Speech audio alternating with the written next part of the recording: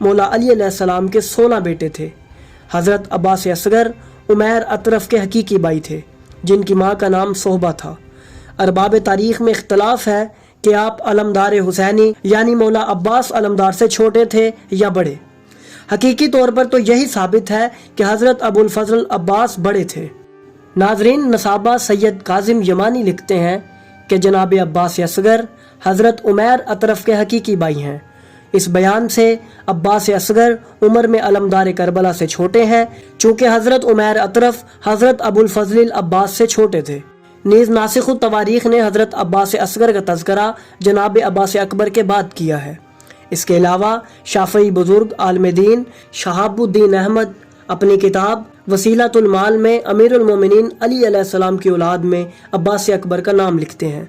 और नाजरीन, अकबर तब ही किसी नाम के आगे लिखा जाता है जब उस नाम का कोई